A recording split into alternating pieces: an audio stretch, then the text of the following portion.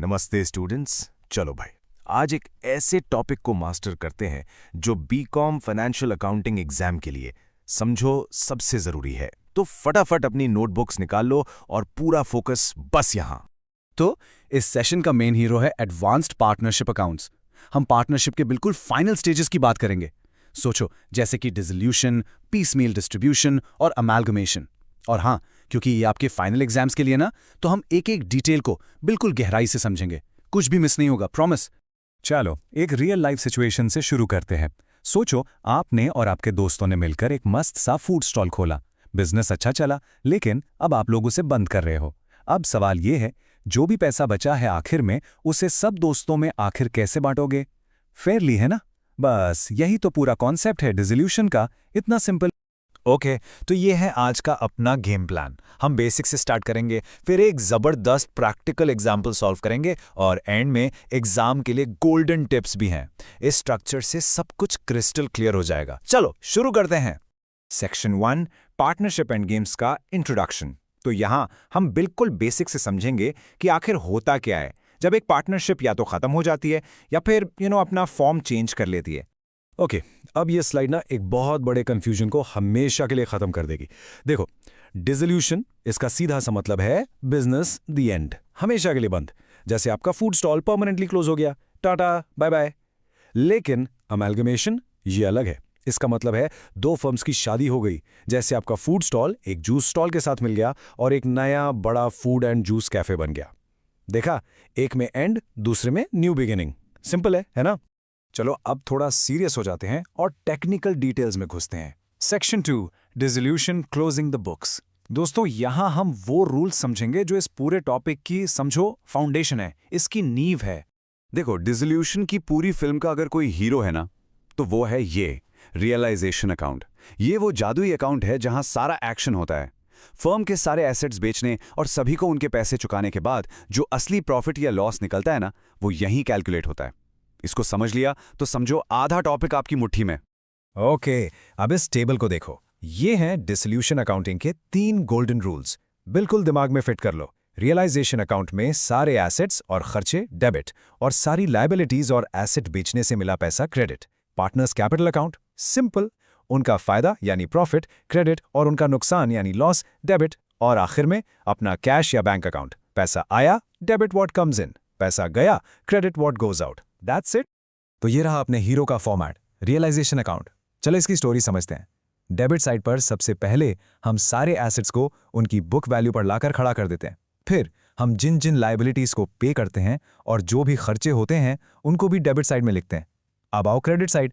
यहां हम सारी लायबिलिटीज को उनकी बुक वैल्यू पर लाते हैं और फिर एसेट्स को बेचकर जो पैसा आता है उसकी एंट्री करते हैं। बस एंड में दोनों साइड्स को बैलेंस करो, जो भी डिफरेंस बचेगा वही है असली प्रॉफिट या लॉस, जिसे हम पार्टनर्स में बांट देंगे। चलो भाई, अब आ गए हैं इस टॉपिक के सबसे इंपॉर्टेंट और प्रैक्टिकल पार्ट पर, पीसमील डिस्ट्रीब्यूशन। यहां असली मजा है, जहां थियरी और प्रैक्टिस आमने सामने आते हैं। और सुनो, एग्जाम में इस पर सवाल आना ऑलमोस्ट गारंटीड है, तो पूरा ध्यान। तो सिनेरियो क्या है समझो। फार्म बंद हो रही है, लेकिन पैसा एक साथ नहीं आ रहा। एसेट्स धीरे धीरे बिक रहे हैं, पैसा इंस्टॉलमेंट्स में आ रहा है। मान लो पहले महीने हाथ में आए सिर्फ 10,000 रुपए, पर देने वाले लाइन में खड़े हैं। बैंक को 6,000 देने हैं और एक पार्टनर का भी 2,000 का लोन चुकाना है। अब असली सवाल यह है कि इस 10,000 में से पहले किसका पैसा चुकाएंगे, किस ऑर्डर में? और इस सवाल का जवाब है ये ऑर्डर। दोस्तों, ये कोई मर्जी नहीं है, ये कानून है। इसको आप बदल नहीं सकते। इसे रट्टा मार लो। सबसे पहले नंबर 1 चुकाए जाते हैं रियलाइजेशन के खर्चे। फिर नंबर 2 बाहर वालों का पैसा, जैसे बैंक लोन या क्रेडिटर्स, उनका हक पहले है। जब बाहर वाले सेटल हो गए, तब नंबर 3 आती है पार्टनर्स के लोन्स की बारी। और सबसे आखिर में जब सबका हिसाब किताब पूरा हो जाता है, तब नंबर 4 पार्टनर्स को उनकी अपनी कैपिटल वापस मिलती है। ये ऑर्डर क्रूशियल है। अच्छा, जब पार्टनर्स की कैपिटल वापस करने की बारी आती है ना, तो 2 फेमस मेथड्स हैं, सरप्लस कैपिटल और maximum loss. Surplus capital method में क्या होता है, हम उस पार्टनर को पहले पैसा देते हैं जिसकी कैपिटल उसके प्रॉफिट शेयर के हिसाब से एक्स्ट्रा या सरप्लस है। सिंपल। हम अपने एग्जाम्पल में यही मेथड यूज करेंगे क्योंकि यह सबसे कॉमन है और सबसे स्ट्रेट फॉरवर्ड भी। तो चलो अब प्रैक्टिकल कैलकुलेशन देखते हैं। हमारे पास आए थे 10,000। अपना गोल्डन रूल याद करो, सबसे पहले बाहर वाले, तो 6,000 बैंक लोन को दे दिए, खत्म। फिर पार्टनर का लोन, तो 2,000 उसको दे दिए, ये भी खत्म। अब हाथ में बचे 2,000। अब ये किसे देंगे? ये जाएंगे पार्टनर ए को। अब आप पूछोगे क्यों? ऐसा इसलिए क्योंकि हमने पहले कैलकुलेट किया कि पार्टनर ए की कैपिटल उसके प्रॉफिट रेशियो के हिसाब से सरप्लस थी, यानी ज्यादा थी। तो ये 2,000 देकर हम दोनों पार्टनर्स की कैपिटल को उनके प्रॉफिट रेशियो के लेवल पर ला रहे हैं, ताकि आगे जब और पैसा आए तो उसे बांटना आसान हो जाए। अब आते हैं एक स्पेशल केस पर जो एग्जामिनर्स का फेवरेट है, गाना वर्सेस मरी रूल। दिमाग के दरवाजे खोल लो। सोचो, अगर एक पार्टनर इंसॉल्वेंट हो गया, यानी दिवालिया, बैंकरप्ट, और वो अपनी कैपिटल का लॉस नहीं ला पा रहा, तो क्या होगा? उसका लॉस बाकी के सॉल्वेंट पार्टनर्स उठाएंगे। मगर यहां है एक बड़ा ट्विस्ट, वो इस लॉस को अपने प्रॉफिट शेयरिंग रेशो में नहीं बल्कि अपने कैपिटल रेशो में शेयर करेंगे। याद रखो, कैपिटल रेशो। ऐसा क्यों? क्योंकि ये बिजनेस का नॉर्मल लॉस नहीं है, ये एक पार्टनर की कैपिटल का लॉस है, इसीलिए इसको कैपिटल के अनुपात में ही बांटा जाता है। इस पॉइंट को बिल्कुल मत भूलना। चलो, तो द एंड की कहानी यानी डिसोल्यूशन हमने समझ ली। अब आगे बढ़ते हैं एक न्यू बिगिनिंग की तरफ, जिसका नाम है अमालगमेशन। ये डिसोल्यूशन का बिल्कुल ऑपोजिट है। यहां फर्म्स बंद नहीं होती, बल्कि दो या ज्यादा फर्म्स मिलकर एक नई बड़ी फर्म बन जाती हैं। तो जब एक फर्म दूसरी को खरीदती है तो उसकी एक कीमत चुकानी पड़ती है ना? उसी कीमत को हम कहते हैं परचेज कंसिडरेशन, या शॉर्ट में पीसी। अब इस पीसी को कैलकुलेट करने के 3 मेन तरीके हैं। नंबर 1, लंप सम मेथड, जिसमें एक फिक्स प्राइस तय हो जाता है, इतने में deal done. Number 2, net assets method, जो सबसे ज्यादा यूज होता है। इसका फॉर्मूला बिल्कुल सिंपल है, जितने एसेट्स लिए उनकी फेयर वैल्यू माइनस जितनी लायबिलिटीज ली। और नंबर 3 है नेट पेमेंट मेथड, जिसमें पुराने पार्टनर्स को टोटल कितना कैश, कितने शेयर्स और कितने डिबेंचर्स दिए, बस उन सबको जोड़ दो। देखो, अमालगमेशन का प्रोसेस थोड़ा लंबा लग सकता है, लेकिन ये फ्लो चार्ट उसको बिल्कुल आसान बना देगा। ये एक सिंपल चेकलिस्ट है। स्टेप 1, पीसी कैलकुलेट करो।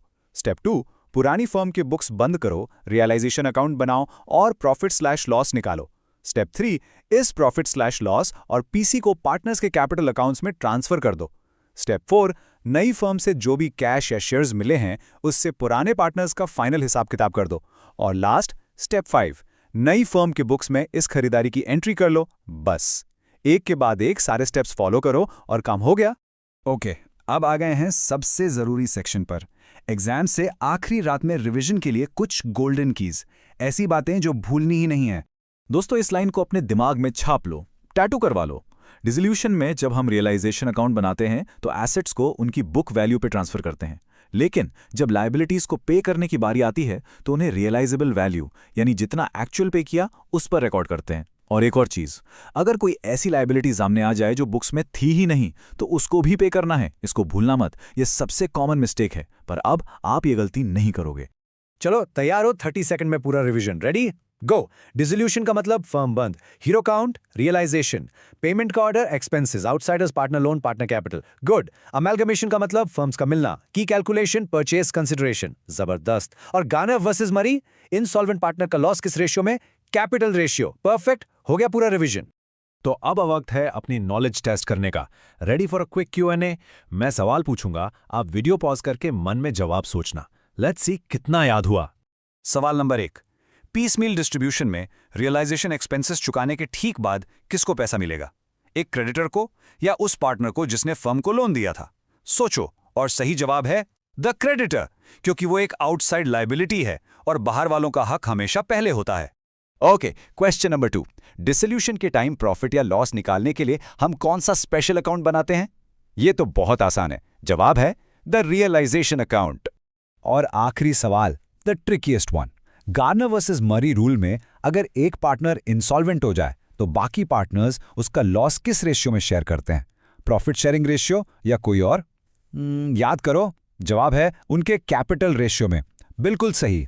तो दोस्तों, ये था पार्टनरशिप अकाउंट्स के इन फाइनल चैप्टर्स पर हमारा detail session. I really hope कि अब ये सारे कॉन्सेप्ट्स आपके लिए बिल्कुल क्लियर हो गए होंगे और आपने इस टॉपिक को मास्टर कर लिया होगा। आपके एग्जाम्स के लिए ऑल द वेरी बेस्ट। सफर जारी रखें और सीखते रहिए। ऐसे ही इन्फॉर्मेटिव वीडियोस देखने के लिए LLB स्टूडेंट अड्डा को सब्सक्राइब करें एंड फॉलो करें। If you want any new topic, comment below.